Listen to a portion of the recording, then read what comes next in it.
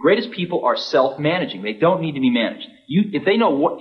Once they know what to do, they'll go figure out how to do it, and they don't need to be managed at all. What they need is a common vision, and that's what leadership is. What leadership is having a vision, being able to articulate that so the people around you can understand it, and getting a consensus on a common vision.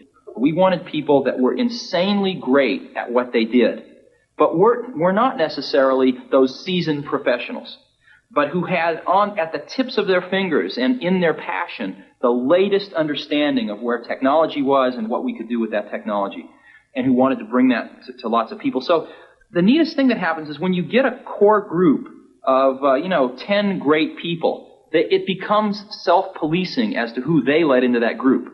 So I consider the most important job of someone like myself is recruiting. We agonized over hiring. We had interviews. You could go back and look at some of the interviews agendas. They would start at 9 or 10 in the morning and go through dinner. A new interviewee would talk to everybody in the building at least once and maybe a couple times, and then come back for another round of interviews, and then we'd all get together and talk about it. And then before they fill out an application. No, they never filled out. The most critical part of the interview, at least to my mind, was when we finally decided we liked them enough to show them the Macintosh prototype, and then we sat them down in front of it, and if they just kind of were bored or said, this is a nice computer, we didn't want it. We wanted their eyes to light up and them to get really excited, and then we knew they were one of us. And everybody just wanted to work, not because it was work that had to be done, but it was because something that we really believed in, that was just going to really make a difference. And that's what kept the whole thing going. We all wanted exactly the same thing, and instead of spending our time arguing about what the computer should be, we all knew what the computer should be, and we just went and did it. We went through that stage in Apple where we went out and we thought, oh, we're going to be a big company, let's hire professional management. We went out and hired a bunch of professional management.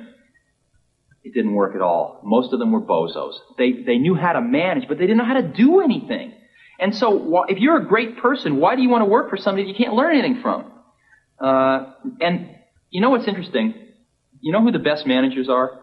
They're the great individual contributors who never, ever want to be a manager, but decide they have to be a manager because no one else is going to be able to do as good a job as them.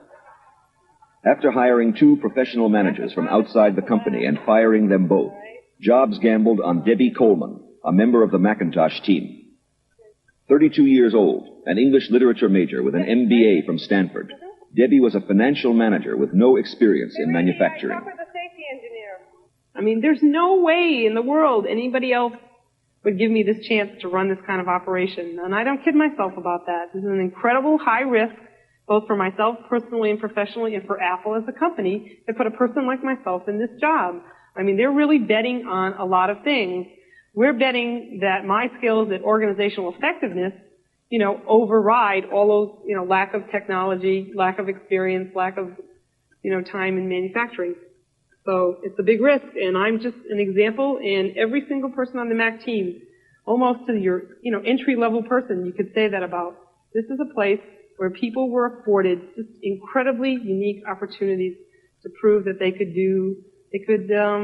write the book again. Inscribed inside the casing of every Macintosh, unseen by the consumer, are the signatures of the whole team. This is Apple's way of affirming that their latest innovation is a product of the individuals who created it, not the corporation.